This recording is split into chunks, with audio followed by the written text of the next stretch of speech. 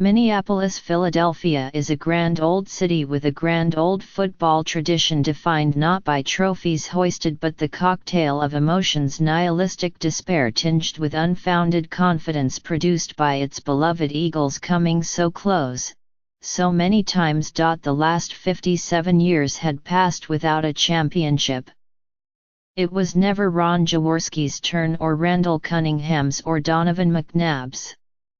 It was always something always. The paradigm shifted Sunday, when a backup quarterback who nearly retired 2 years ago and who had not taken a snap with the first team offense until 2 months ago gave Philadelphia its first Super Bowl title at the expense of the N.F.L's enduring dynasty. For the rest of his life, Nick Foles will be hailed as the savior who matched a resplendent Tom Brady and authored a victory against the New England Patriots for Philadelphia's first football championship since 1960. The final score 41-33 will lodge deep into the memory banks of a frenzied pro-Eagles crowd at US Bank Stadium and the millions of delirious fans across the Delaware Valley, who will belt it out at work or family gatherings or watering holes as calculable proof that, yes, the Eagles did, in fact, win the Super Bowl. It was Philadelphia's second major sports championship since 1983,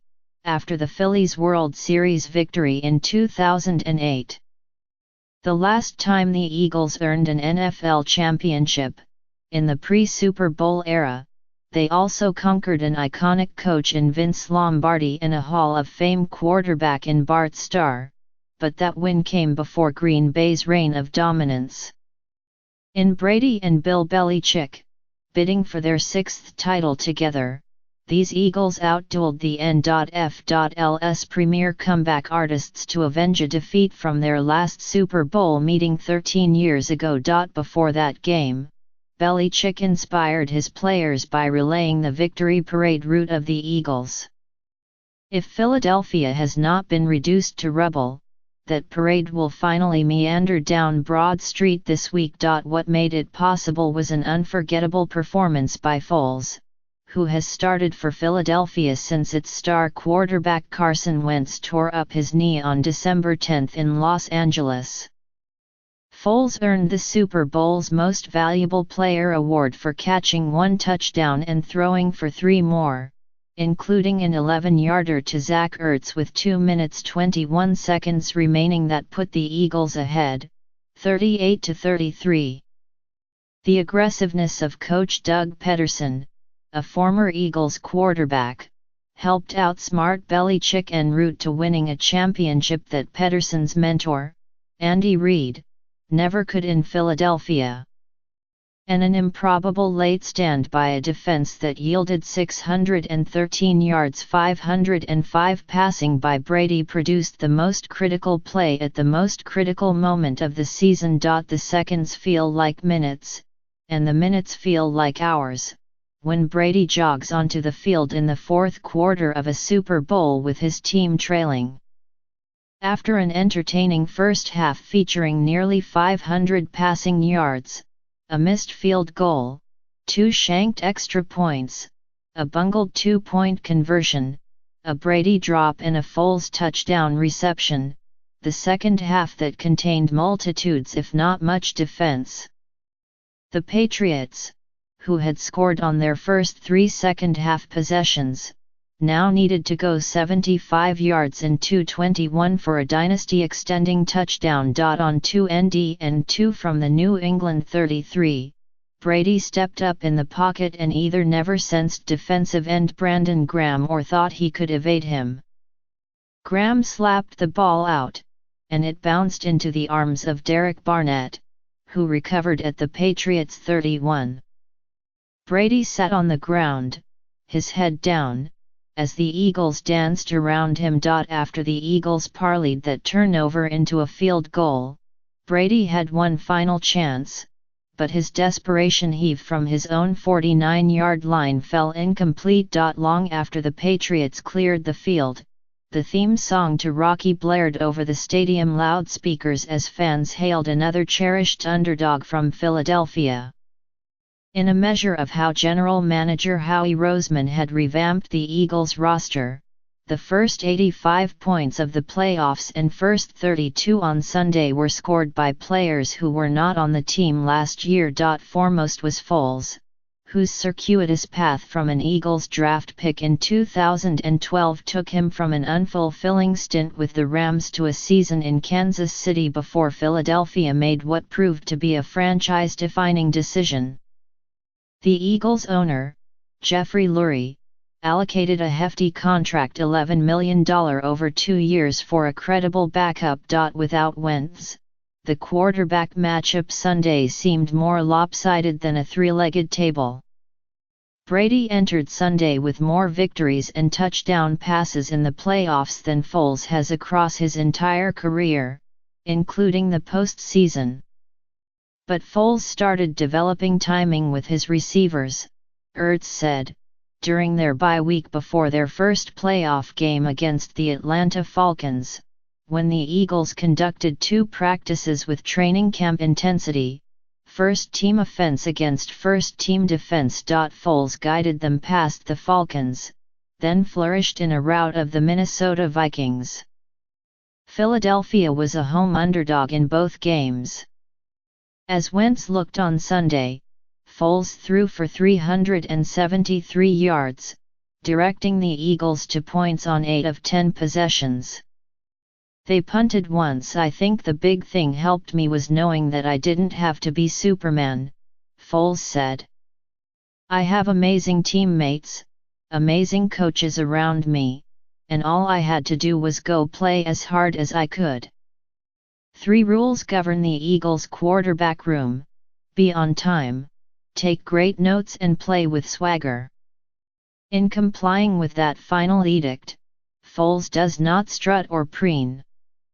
He merely delivers what his position coach, John DeFilippo, calls mailbox throws, as in, the ball flies so purely and precisely that it could land in one. Those mailboxes materialized at regular intervals Sunday, above all Sean Jeffrey's hands for a 34-yard first-quarter touchdown, in stride on a wheel route to Corey Clement that went for 55 yards in the second quarter, between 2 defenders for Clement's 22-yard score in the third, a floater across the middle to Ertz in the fourth.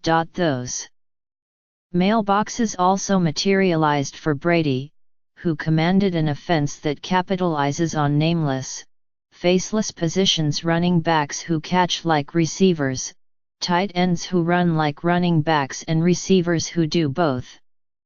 Brady completed passes long and short and in between, to Chris Hogan and Rob Gronkowski and Rex Burkhead, gashing the Eagles for 276 yards by halftime and 404 through 3 quarters.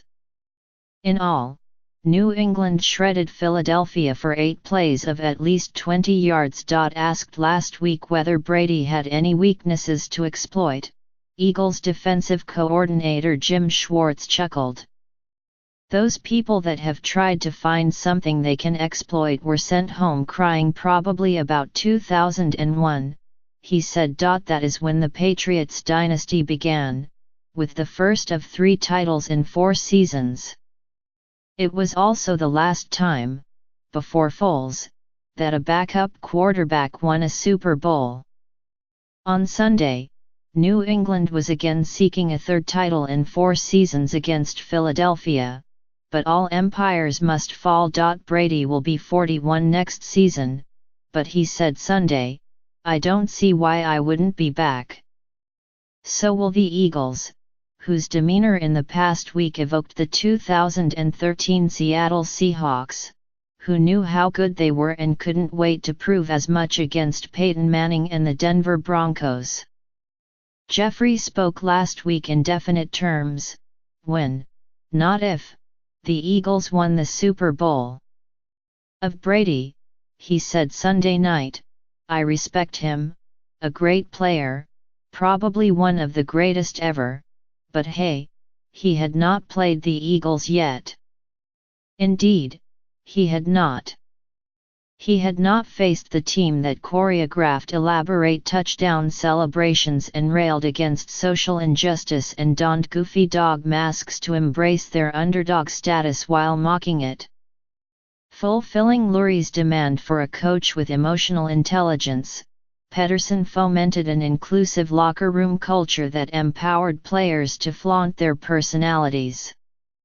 Lurie knew Pedersen not only as a brilliant offensive mind but as someone who taught Lurie's son, Julian, how to throw a football, and who, from being pelted with batteries from impatient fans wishing McNabb to start as a rookie in 1999, had the requisite toughness to coach in Philadelphia wherever he was. Lurie said of Pedersen last week, "He was always the most genuine person in the room." Pedersen also has a preternatural feel for optimizing his players. On Saturday night, he told his team that he had formulated an assertive game plan, with plenty of downfield throws and bold tactics. Teams tend to shrink against New England, especially when leading. The Eagles? No chance. All season they have flouted conventional wisdom by going for it in counterintuitive situations. Only one team, Green Bay, went for it more often on fourth down. After Duran Harmon halted a promising drive by intercepting Foles on a ball that caromed off Jeffrey, and after the Patriots proceeded to march 90 yards to draw within 15-12 with about 2 minutes remaining in the first half, the Eagles regrouped and found themselves at the New England 1 with 38 seconds left. Instead of attempting a field goal, Philadelphia called its inverse, a play called Philly Special. It resembles a version the Chicago Bears have run, and the Eagles have been practicing it for the last month.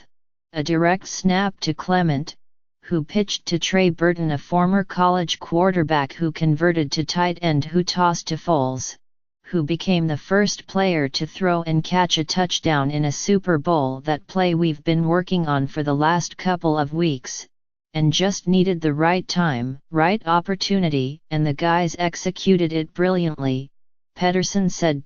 Burton said of Pedersen, "He's got a lot of guts."